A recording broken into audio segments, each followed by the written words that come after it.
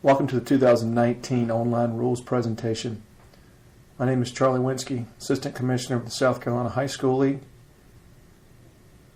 I'm going to spend time going through the first part of the presentation with you, and then I'm going to turn it over to your sport commissioner to take care of the NFHS rules. The first part of this presentation will deal with South Carolina High School League rules and regulations that are pertinent information for you as a head coach. Some of the information we're going to go through is going to be old information for you, while some of it's going to be brand new information. The old information that we're going through are either requirements that you must follow as coaches or rules that we're seeing broken consistently in the last few years. Please share this information with any of your assistant coaches or anyone that assists with your program to make sure that your program stays in compliance with the league rules and regulations. Coaching requirements. All coaches every year must go through the NFHS courses, the concussion course, heat acclimatization course, sudden cardiac arrest course. New for the 2019-20 school year is protecting students from abuse course. All four of those courses can be found at nfhslearn.com. Every coach in your program, from volunteer to paid, must go through that course each year prior to coaching in a practice or contest. As a reminder, all coaches must be CPR and AED certified. This must be done every 2 years. Your certification for both CPR and AED is a 2-year certification. So please check with your athletic director or your certification cards to see if you're due for a new certification for this school year.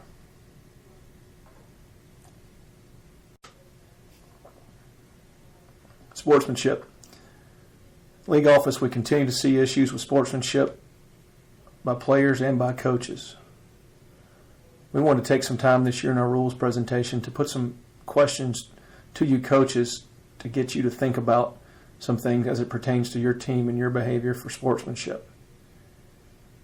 One of the first things we want you to think about is, how often do you discuss this with your team? Do you make sportsmanship a priority? Do you take time each day to go through with your athletes your expectations, how you want them to handle adverse situations? Or do you put it on the back burner and let it become a reaction when it happens? If you put it on the back burner and let it become a reaction when it happens, you know there's a high chance that the result is not going to be what you expect. Understand too, we're working with teenage athletes. No matter how much you go over something and how clearly you set your expectations, you're still going to run into a situation where a kid's going to make a poor decision. What we don't want is one kid's poor decision to lead into multiple kids' poor decisions and have multiple kids ejected from a contest due to one incident. We continue to see an increase in team displays of poor sportsmanship throughout the year. One kid making a mistake is one thing.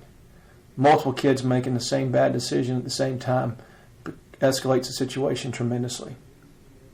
Take time, discuss this with your team, set your expectations, let them know what will and will not be tolerated. Two other questions we want you to think about is, if your team doesn't win, and obviously everybody wants to be a winner, and everybody wants to win every time you step foot on the competition field or court. But if you're not to win, or if you are to win, how do you want people to remember your teams? When the game's over, during the season, when you leave the sporting event, years to come, how do you want people to remember your teams? Obviously, everybody wants them to remember their teams as playing hard, consistently playing hard, giving it their all the coach speak you can throw out. But what is it about their character you want people to remember? No matter how difficult the situation was, they held their heads high and handled it well?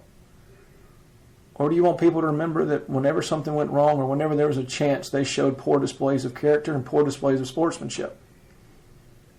You set the tone. You're the leader. You lead them in drills. You lead them in team activities. You lead them through contests. You also lead them down the correct path of sportsmanship. Take time to speak to your team about sportsmanship daily. Make this part of what you do. Make this part of your culture and your expectations. And remember, sports, they don't build character, they reveal it. What character will you and or your players reveal when times get tough? What character will you reveal when things are going your way?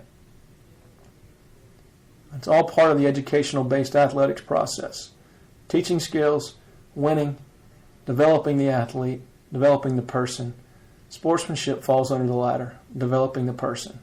This is something they can carry with them as they go through life. Make it a priority each day to set your expectations on sportsmanship. Okay, athlete ejections. If you have an athlete ejected, remember, they can remain in the bench area during the contest. This becomes a supervision issue. If you ever have an official or someone that tells you your athlete has been ejected, they must leave the facility, they must leave the venue, that is not correct. Athletes are allowed to stay in the bench area if they've been ejected. They cannot return to play, but they can stay in the bench area provided they do not become a hindrance in the remainder of the contest. Also remember, any athlete ejected from a contest becomes immediately ineligible. They will remain ineligible to compete until they've been cleared by the league office. And cleared means serving their suspension. Failure to do so will result in you playing an ineligible athlete. Some changes this year to length of suspensions. Football, swim, lacrosse, and cheer will remain at 1, as it has been for many years. Golf, volleyball, and wrestling, because they use play dates and not number of contests, will remain at 2. New this year is a 3-game suspension. This is the minimum. We've increased the number of games allowed in these sports. Therefore, we feel like the percentage needs to go up. The executive committee changed this past May. The sports of basketball, baseball, softball, tennis, and soccer. An ejected athlete will carry a minimum 3-game suspension during the regular season. These minimums, the 1, 2, and 3 games for the sports, are during the regular season. If you look down at the bottom, playoffs have been changed to where an ejection in the playoffs carries a minimum next game suspension.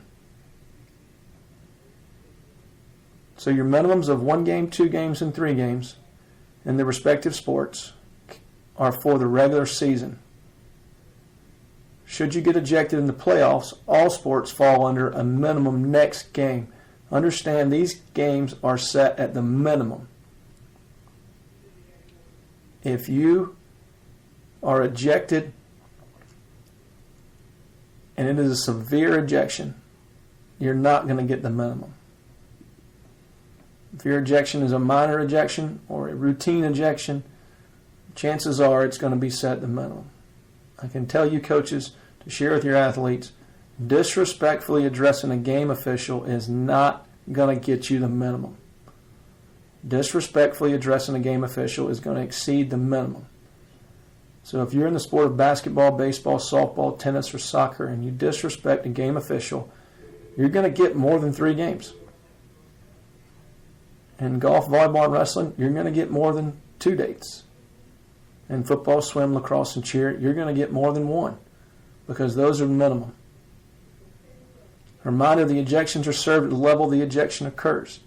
If you're ejected from a sub-varsity contest, you must sit the number of games you're suspended for at the sub-varsity level. And a second ejection in the same sport will equal a 2-week suspension. Remember, that can carry a huge punishment, especially if you've got a basketball team that over 2 weeks has got 7 games scheduled. You're going to miss 7 contests because that's the minimum, is 2 weeks for your second ejection in basketball.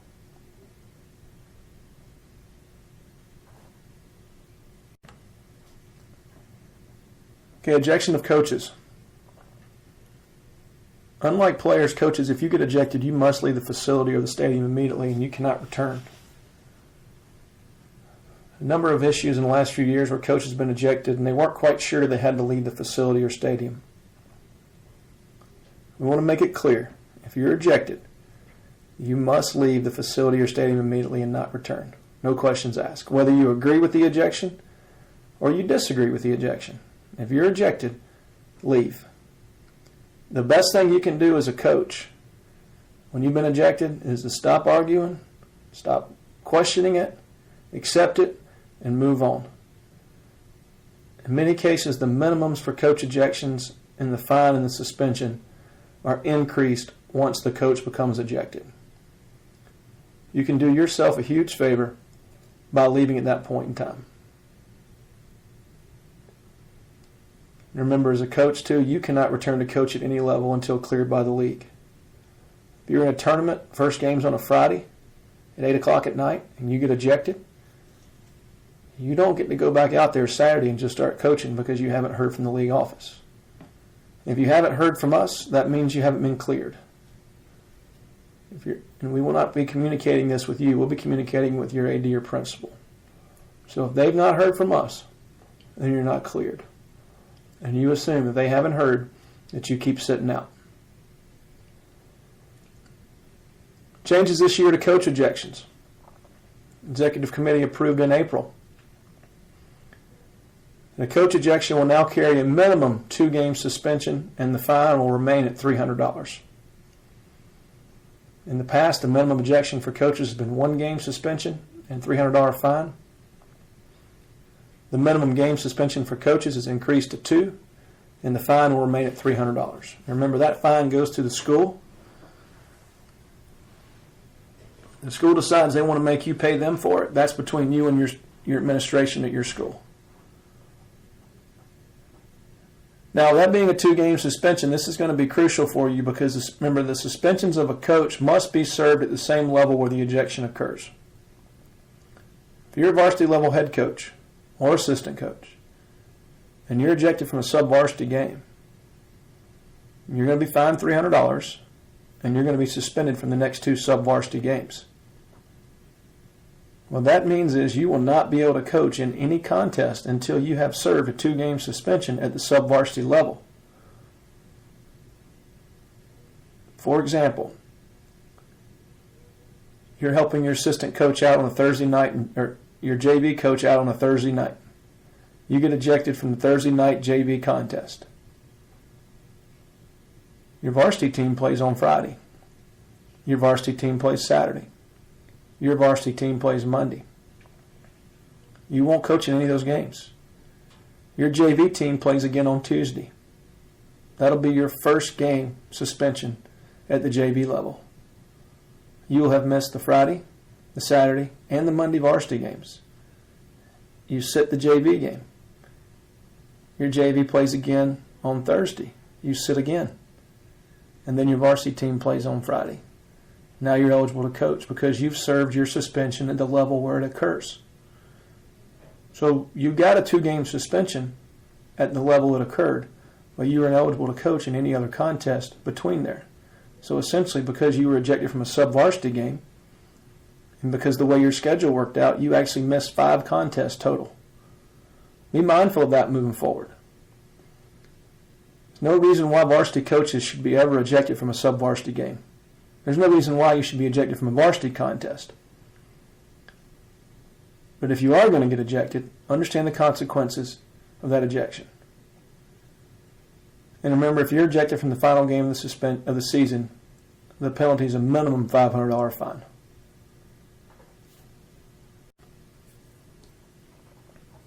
Okay, some reminders on ejections.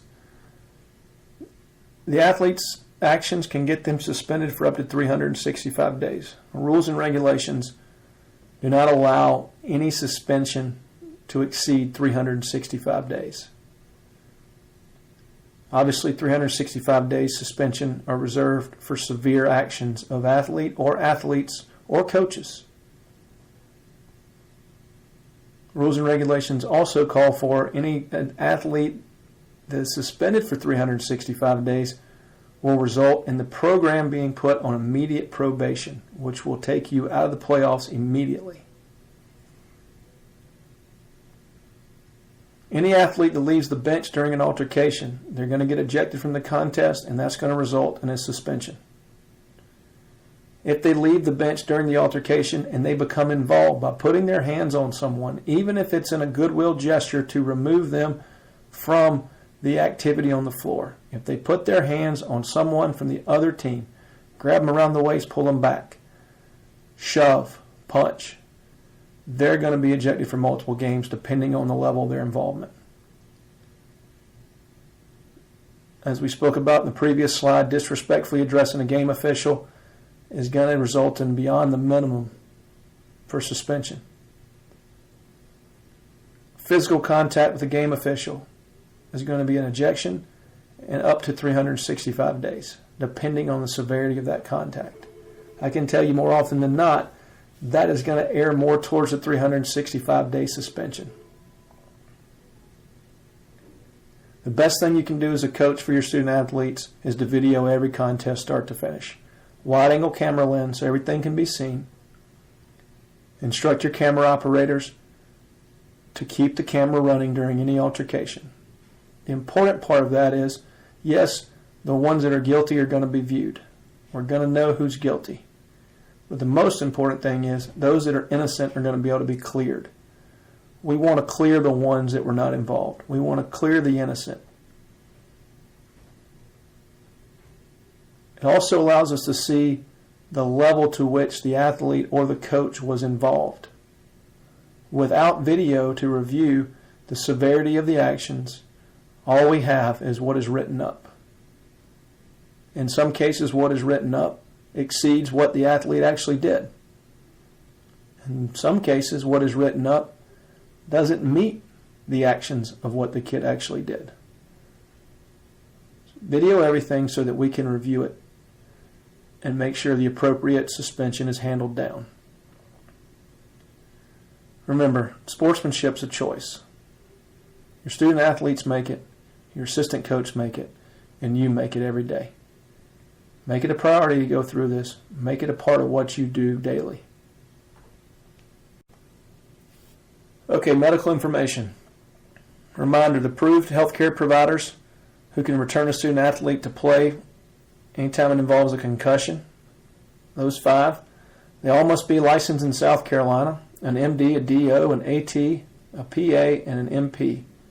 Any one of those 5 can return a student athlete to play during a contest when symptoms or signs of a concussion are thought to be there. In absence of one of those 5, student athlete sent off the field for a concussion-like symptom by an official, that student athlete will remain out for the remainder of the game. Other important medical information for you, just as a reminder, last year we went through and implemented the wet bulb globe thermometer. Please be mindful of that as we get started in the 2019 school year.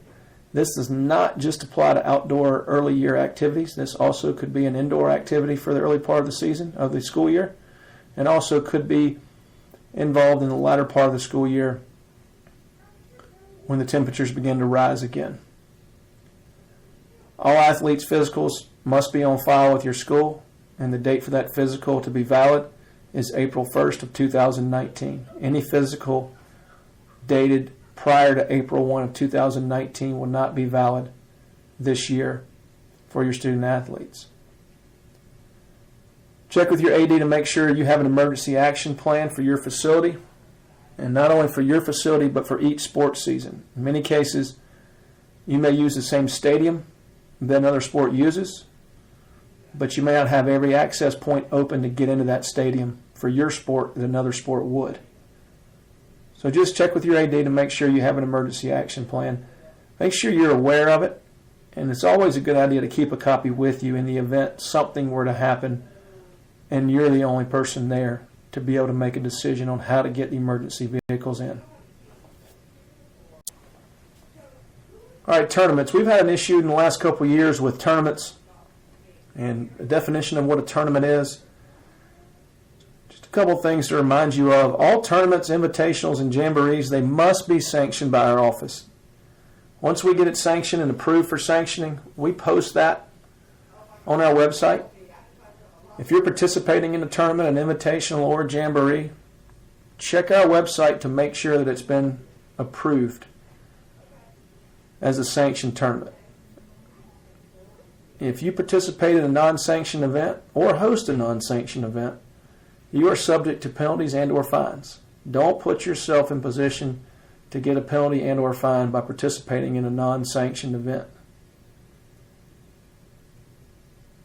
Any contest in the preseason must be in a tournament that is sanctioned. We've had to call a few schools this past school year and remind them that you cannot host a round-robin invitational in the preseason. If you're going to host an event during that preseason date period, it must be a tournament. That means it must be a series of contests in competition for a championship at which at least first and second place are decided by a final contest. So if you're going to host an event in the preseason, it must be a tournament, it must be sanctioned. And when you submit your application for sanctioning, you must submit your brackets as they are to be played so that we can approve that as an approved tournament. If you have any questions on that, please feel free to call our office and we'll be glad to help guide you through the process to make sure you get it right. Okay, transfers are ineligible players. The responsibility of making sure that every athlete on your court or field is eligible falls on your principal and athletic director. But it's always a good idea for you to remember what a transfer is and what an ineligible player is so that you can get the information to your AD and not place someone in error. A good thing to do is the first day of tryouts or the first day of practice is to check with every person trying out for your team and just ask one simple question. Who was not at our school from the first day till the last day last year, and who was not at our feeder middle school from the first day until the last day of the previous year? Anyone who was not at your school day one through the final school day of the year before, or at your feeder middle day one through the last school day the year before, is considered a transfer. What that means, if they came in day two, enrolled in your school, and stayed till the end of the year, they are still by rule a transfer. If they came in the last week of school, they are a transfer. Do not ask them who was at our school last year. That could potentially put you in a position to play someone who is ineligible due to the transfer rule. Make sure you take time to ask that question. Pass that along to your AD as soon as possible. If you know you have an athlete who's participating in preseason workouts months ahead of your season, who was not at your school the entire year last year, or not at your feeder middle school the entire school year before, make your AD aware so that they can start the process of a transfer. And in the event they're ineligible due to the transfer rule, they still have time to look into any options that may exist for eligibility. If you wait till the last minute, you could put that athlete in potential of having to sit out an extended period of time waiting on eligibility. And remember, to be eligible, that transfer must meet one of the criteria for eligible transfers stated in our handbook. Just because someone's a transfer does not make them ineligible. If they meet one of the criteria that makes them an eligible transfer, then they will be eligible. That is up to your AD and principal to determine whether that eligibility exists. And reminders, if they're not eligible for any reason, they cannot participate in a scrimmage, jamboree, or contest. They can practice, but they cannot participate in a scrimmage, jamboree, or contest. Okay, the 75% rule. With the change of the sports season, opportunity to practice outside of your sports season with your school team, we've seen an increase in questions from coaches and schools as it pertains to the 75% rule. We've also seen some violations where coaches didn't truly understand the 75% rule. They had a thought of what they perceived it to be. We'll take a moment to go through the basics of the 75% rule. Reminder, the 75% rule only applies to when a coach from your school is associated with the outside team. This includes all school employees and volunteer coaches. So if they work at your school or they coach at your school, paid or unpaid, assistant or head, if they're coaching an outside team that has your players on it, your student athletes, the 75% rule will apply to that outside team. If you or one of your coaches or one of your employees coaches an outside team with players made up of other schools, or from other states, 75% rule doesn't apply to you. 75% rule applies to outside teams with returning players who dressed for a varsity contest the previous season. If you're coaching an outside team that has players from your school on it, but not one of those players dressed for a varsity contest the previous year, then the 75% rule does not apply to you. It only applies when you're coaching an outside team, or when a coach from your school or an employee from your school is coaching an outside team that contains returning players who dressed for a varsity contest the previous season. The numbers that you're allowed to have on that team are listed in the rules and regulations. It's not 75% of your outside team roster. The numbers you're allowed to have of players who dressed for a varsity contest the previous season on your outside team is in the rules and regulations.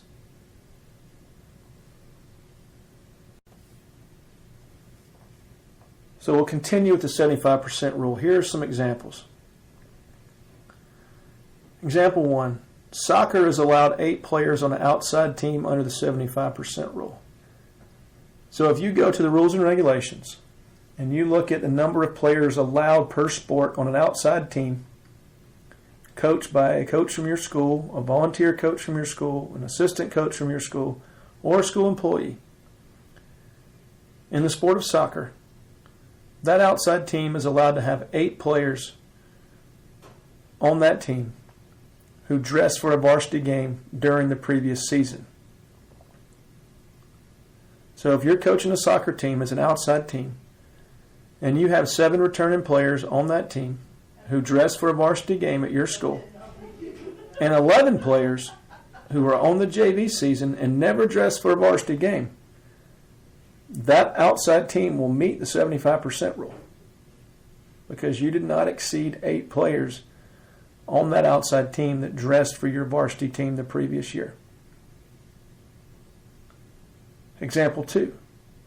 Basketball is allowed 3 players on an outside team under the 75% rule.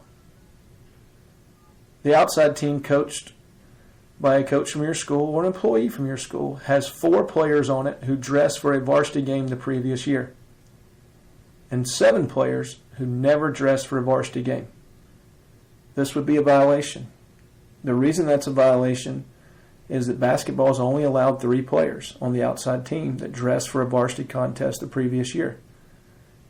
The outside team in this example had 4 players who dressed for the varsity game the previous year and were on the outside team.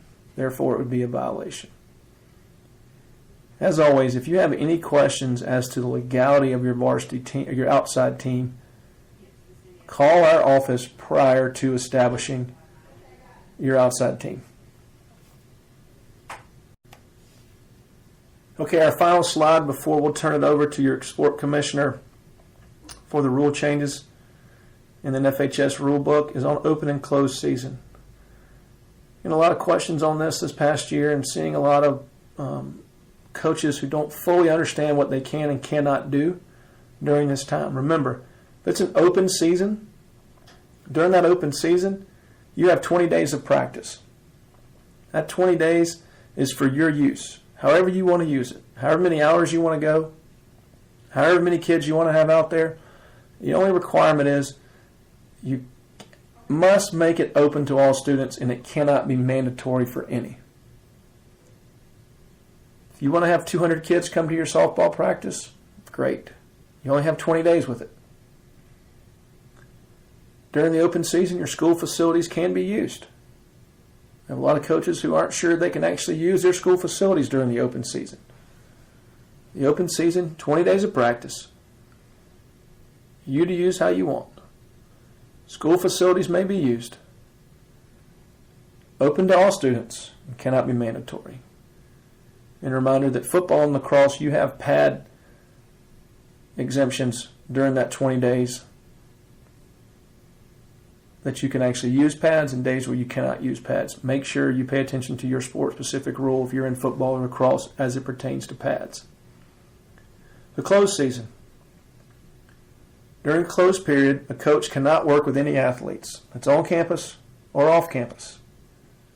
The only exception to this would be if you're coaching an outside team that has no affiliation with your school. Students are not allowed to use school facilities on their own. Example of this, no open gyms. You can't unlock the gym and say, hey, I can't be in there, but you can go shoot. That's a violation of the closed season. Strength and conditioning activities are allowed. We get a lot of calls. Hey, can we lift weights? Can we run? Can we condition? Absolutely. You can lift weights and run and condition year-round. You just cannot teach sport-specific skills or training during a closed period. Reminder, June and July, they're open for practice. The only exception to that is the dead week around July 4th. And also in June and July, you have 10 dates for team competition in all sports. That wraps up the first part of your rules presentation. I want to wish you all best of luck this year. And as always, if you have any questions on anything we've covered here or any questions on anything that was not covered here, do not hesitate to call our office or have your athletic director call our office. Our number is 803-798-0120. Thank you. Okay, now we move into high school league football reminders.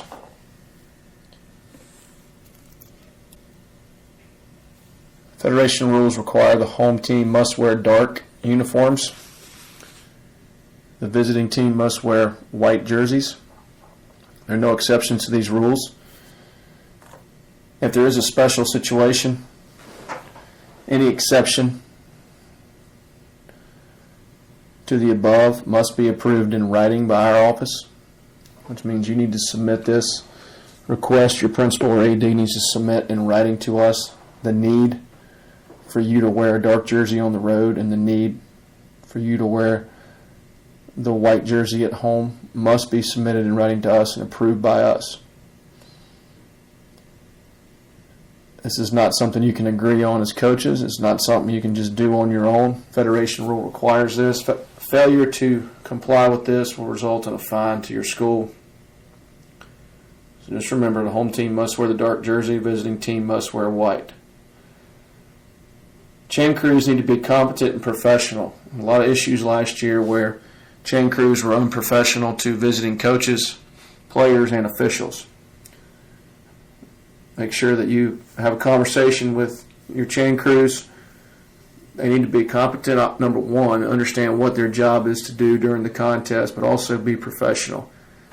I know it's a struggle to get consistent chain crews week to week. The more consistent you can be with your chain crew in terms of who's on it, the better it's going to be for you in terms of professionalism and competence. With the 40-second play clock changing, you're going to definitely need to be competent and ready to move down the sidelines. You need adults running the chains.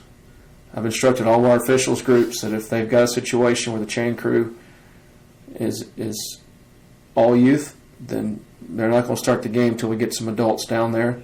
Also told them that if we don't have a competent crew, we'll stop the game till we can get a competent crew out there. Reminders we do every year: clean and secure dressing areas for officials. Make sure the game officials who are arriving have an area to change that provides them a place to shower. It can be secure when they leave to come onto the field of play. and they have the opportunity to dress in a clean area. Make sure you take time. Don't wait until the first game is over or the day of the first game to go clean out their dressing room. Go ahead and get that done now so that you can have it ready for them when they come in.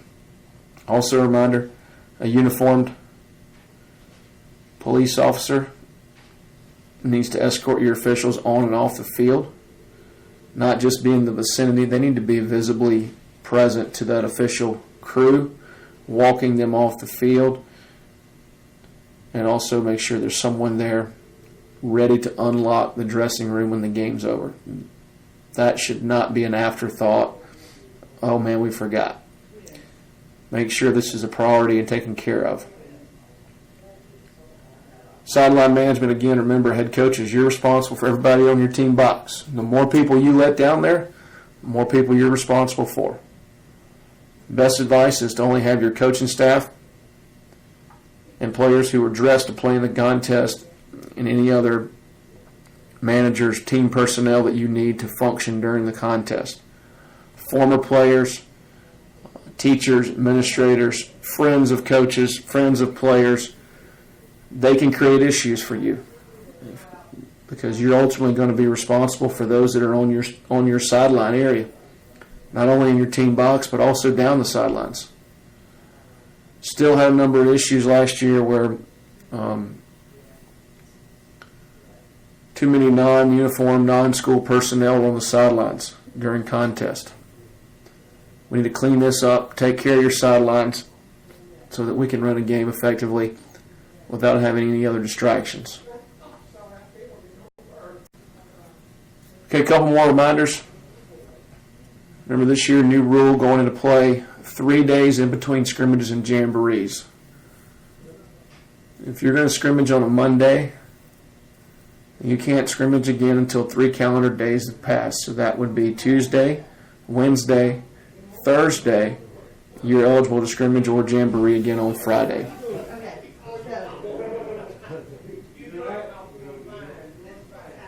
Remember the rule we put in, dress on Friday and don't play. You can play in the sub-varsity game either Saturday or Monday following. That sub-varsity game is married to that Friday game. It's not married to the next week's game. It's married to the Friday game in terms of player eligibility. Doesn't matter who your opponent is. Just know that its player eligibility is married to that Friday game. Again, you dress and don't play. You step on the field for one play, you're considered having played. If you dress and don't play, you can play in that sub-varsity game either Saturday or Monday following. Keep the cameras rolling. Instruct your videographers, don't stop when the play is blown dead or ends, to keep the cameras rolling. This can really help your student athletes in terms of if there is an altercation or if there is something that was called in the field that you disagree with, especially in terms of an ejection. We have an opportunity to look at the video to best determine the appropriate action that needs to be taken for the student athlete. There are many times where schools and student athletes, I didn't do that. Without video, we can't show you didn't do that. So keep those cameras rolling, and especially keep them rolling through the handshake lines. It's nothing new that we're asking that be done, but run those cameras through the handshake lines. If you feel at any point in time during the contest that the animosity between the two teams has increased or there's a potential situation, nothing requires you to shake hands. Obviously, shaking hands at the end of the game is a demonstration of great sportsmanship, but also can be an opportunity for a great altercation as well. So if you feel like there's an opportunity for an altercation, or it's getting a little out of hand between the two teams, or there's a little bit of rough or a lot of verbal going on, or you just have a feeling something bad's about to happen, nothing requires you to shake hands. We continue to need more officials. Encourage former players, encourage your current players to join the ranks of officials when they graduate, but encourage your former players to join the ranks of officials and help us out. Without officials, you just have scrimmages.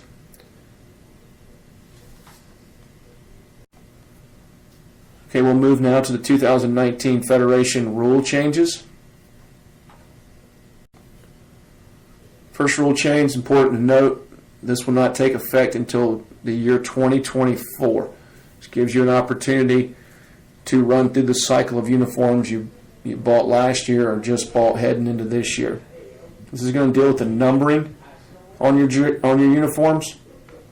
The rule change is going to be the entire body of the number, exclusive of any borders, shall be approximately 1.5 inches wide. The other piece to this is they're going to have to also be a color that is different than the color of the jersey itself. You're not going to, in 2024, you're not going to be able to have a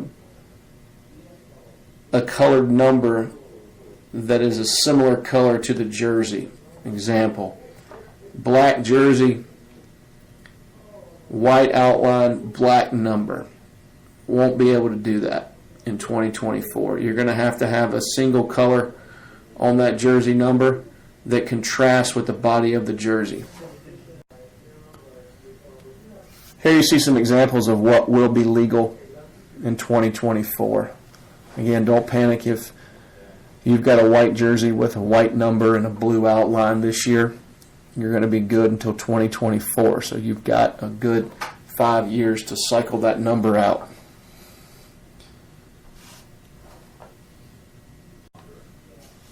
Okay, second rule changes to formations. Scrimmage formation requires a minimum of 5 players, numbered 50 through 79, legally on their line of scrimmage, and no more than 4 players behind their line at the snap. In the play pick here, the formation you see would be an illegal formation. The reason you'd have an illegal formation is you have 5 players in the backfield. That's not different than last year. What is different is the language of the number of players needed to be eligible on the line of scrimmage for a formation. Prior to this year, the line formation required 7 players legally on their line at the time of the snap. Of those 7, you had to have 5 numbered 50 through 79. What's different now is you only have to have 5 on the line of scrimmage. But those 5 must be numbered 50 through 79 to have a legal formation. So if you've got 5 players on the line of scrimmage, all 5 of those players are numbered 50 through 79, then you meet the requirements for the line of scrimmage for an eligible formation. If you have 4 players in the backfield, in addition to those 5 players numbered 50 through 79 that are on the line, even though you only have 9 men on the field, you still have a legal formation. You can snap the ball, you can run a play, you can even score a touchdown with 9 players on the field, provided you meet the minimum requirements.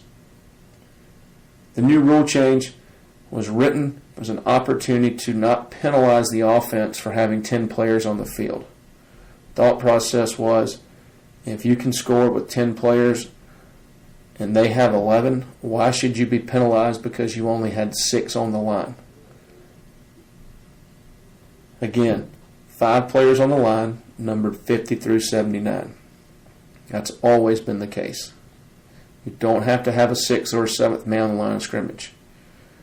You cannot have more than 4 in the backfield.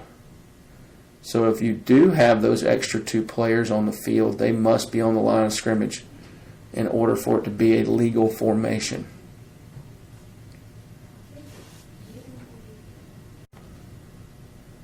And here's a play pick example of what we just talked about. If you notice here, there's 5 players numbered 50 through 79 on the line of scrimmage. There are only 10 men on the field. It's still a legal formation to have because you meet the numbering requirements of those 5 and you have no more than 4 in the backfield. Theoretically, you could have 5 linemen on the field and no one in the backfield, snap the ball to no one, and it's a legal formation. You could have 1 player in the backfield with 5 men on the line of scrimmage, snap the ball to that 1 player. As long as those 5 men were numbered 50 through 79, you have a legal formation. Now that 1 player is not going to have many options once he gets the snap, but you can still take the snap and not be penalized for just having those 6. Okay, probably the biggest rule change to our officials this year is the play clock. You're going to have a 25-second play clock as you've always had, but you're also going to have a 40-second play clock. Try to walk you through this. It makes it as simple as possible. A 25-second play clock will be used, and the referee will give his normal ready for play signal with either the wind or the chop of his arm along with the whistle. Before a try, following the score, to start a period of overtime series, following administrative timeout, administration of a inverted whistle, after a charge timeout, following an official's timeout, after a kick, after a change of possession, you're going to have the same old 25-second play clock. So in summary, you're going to have a 25-second play clock when there's an administrative stoppage.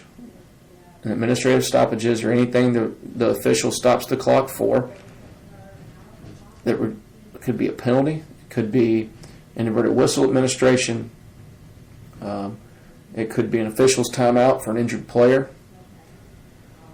If you change possessions on a kick or an interception return, you're going to start it back. Anytime there's a change of possessions or starting an overtime period or series, your 25-second play clock will start.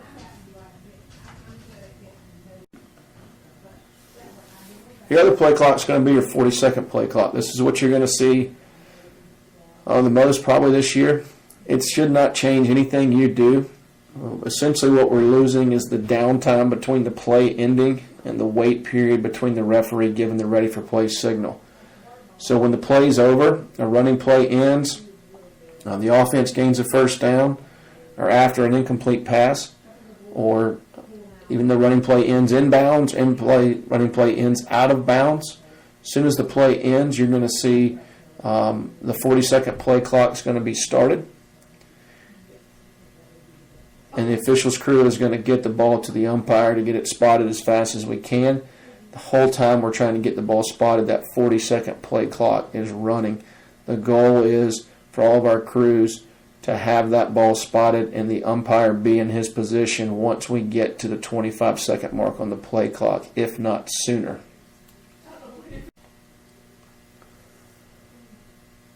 Here's an example in play pick A. The runner goes out of bounds. The play clock is then set to 40 seconds. The game clock is going to stop in this situation because the runner went out of bounds. The play clock is going to be started at 40 seconds immediately. We get the ball back into the umpire. He spots it. And then the ball is marked ready for play when the umpire sets the ball and walks away to his position. Coaches, one thing you're going to have to emphasize to your quarterbacks and to your centers is that the umpire is going to be in position when he's 5 to 7 yards away from the line of scrimmage. If they snap that football prior to the umpire being in his position, it's going to result in a delay of game. So they just need to stand, wait, let the umpire get set, and then get down and go if you're trying to go fast. If you're not trying to go fast, we're not going to have any issues with this being a delayed game on your end. Those of you that are going to try to play fast and snap the ball as fast as you can, your quarterback and your center are going to have to allow that umpire to get his 5 to 7 yards back once he spots the football. In other words, it's going to be a delayed game.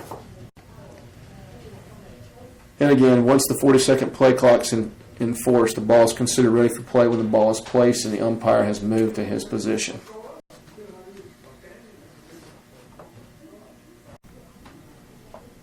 All right, so you see here in play pick A, the runner is going to end his run there on about the 37 or 38 yard line. The official is going to signify the ball's dead by raising his right arm. At that point, either the back judge who's keeping the play clock or your play clock operator, if you have a visible play clock, is going to start the 40-second play clock. The game clock's going to continue to run. 40-second play clock's going to run. And you're going to be working on getting your team set, defense gets set, offense is getting set, and then once we get that ball set, the umpire gets to his position, and we're going to be ready for play. The play clock may be at 30 seconds. It may be at 35 seconds. It might be at 27 seconds. It might be at 25 seconds.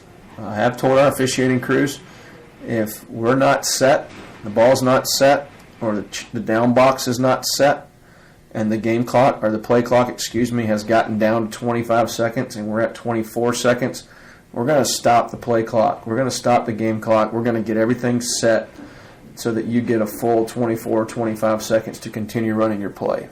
You won't get an additional 40 seconds on there. You're going to get your 25 seconds anytime we blow the whistle.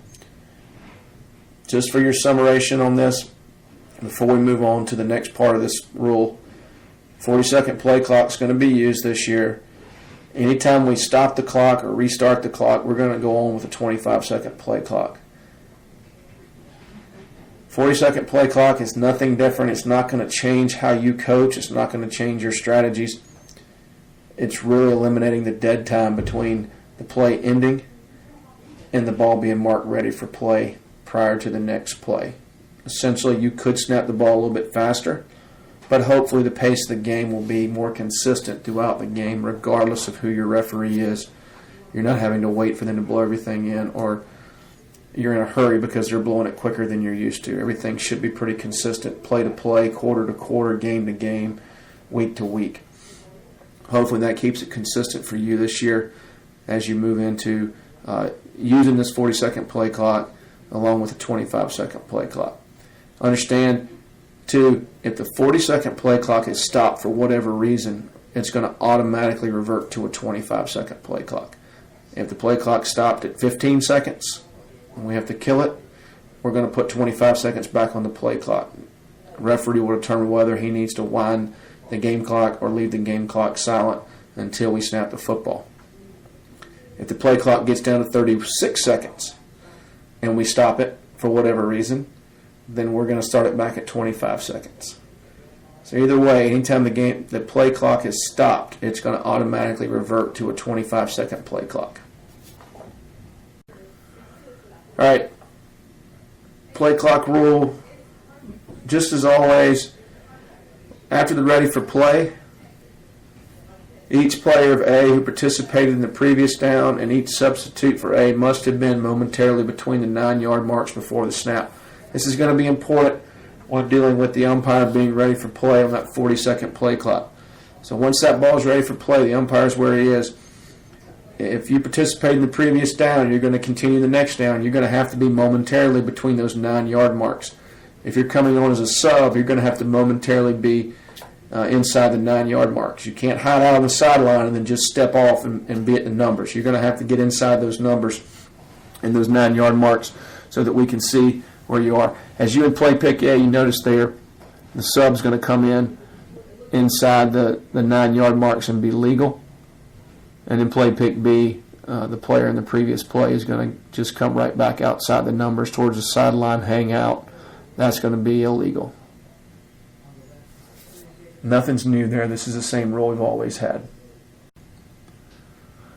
All right, tripping. Tripping's been expanded to include the runner now. It's now illegal to trip an opponent, regardless of who that opponent is. And remember, tripping is the intentional use of the lower leg. The key word there is intentional. You're going to have unintentional trips on a football field. The runner's going to be tripped unintentionally many times. This is intentionally using the lower leg or foot to obstruct an opponent below the knee. It's a 15-yard penalty. We probably have not seen very much of this. We probably won't see very much of this. This is essentially tackling by using your lower leg.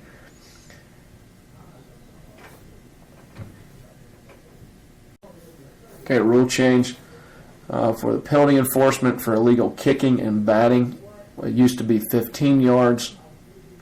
That enforcement's been changed now to 10 yards. Legal horse collar. Horse collar is still an illegal action. It's still a live ball foul. The difference is the rule's been expanded now to cover the nameplate area. As you see right here, the player in gray is grabbing the runner directly below the back collar. He's on the nameplate area. I'm sure you've seen on film or you've seen to one of your players The previous rule stated grab the player by the inside back or side collar and take them down backwards or sideways to the ground. What the rule didn't allow for was when you grab the player on the nameplate area. Essentially, the fingers had to disappear inside the jersey for it to be a horse collar. However, you could grab the middle of the nameplate area and pull straight back or pull straight sideways and play that runner down and essentially create the same act. So the rule's been expanded now to include the nameplate area. Now the key to the nameplate area is the area directly below the back collar. And what this prevents is if you have someone who has 18 to 40 letters in their last name and the first letter gets pulled and they use that's not a horse collar. That's just grabbing the jersey and pulling the player down. So you can actually grab the outside of that back collar on the nameplate area and pull them down, and you would have a horse collar. All right, 2019 editorial changes.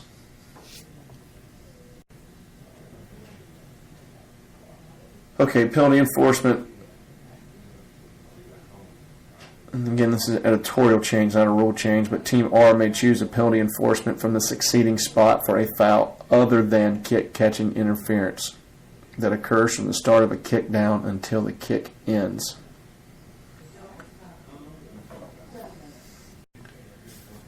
All right, points of emphasis for 2019.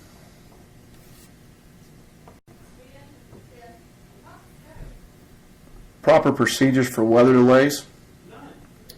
Number of issues in the past couple of years where early in the year we've got lightning and thunder and we have to go into a delay and you wait 30 minutes and it's right before the half and everybody's waited 30 minutes and then we have to take a 10-minute half. What we've got here is you have to take a 10-minute half regardless of when the delay occurs. If you get down to 48 seconds left in the first half and you have an hour lightning delay, you go back out, you play the 40 seconds, and then you have to take 10 minutes by rule. That's not changing. That is a requirement by the Federation rules and will always be a requirement. What you can do is if both coaches agree to nullify the remainder of the half, you can do that. The coaches and officials can shorten the halftime. You cannot shorten halftime, but you can shorten the end of the quarter. So, for example, you get to 2 minutes left in the first half, you have an hour and a half delay. Instead of going back out playing 2 minutes of football and then taking 10 minutes, you can both agree mutually to kill the second quarter, and when you go back out, you're going to pick up with the third quarter once everybody gets ready to play. Again, that requires mutual agreement. Second point of emphasis on the free blocking zone. As a reminder, the free blocking zone is for those that start in that zone, and as long as the ball remains in the zone as well. I want to point out, if you know in the shotgun formation there in play pick A, you see you have the 3 backs outside the zone to start, and then the back who is right there on the right. Once the ball is snapped, cut blocks or blocks below the waist. The linebacker who is also outside the zone blitzing. That block is illegal. Be mindful of teaching this technique. Officials need to be watching for this technique. And at the same time, we need to watch these backs who are not in the zone to start with, and the linebackers who are not in the zone to start with, cutting those that are in or are outside once the ball is snapped. Okay, rule reminders for 2019.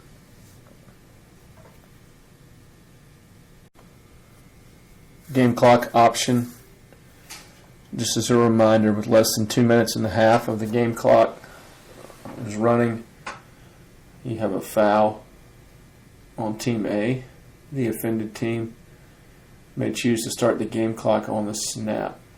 And this is with any penalty accepted with less than 2 minutes remaining in either half. The offended team will have the option to start the game clock on the snap.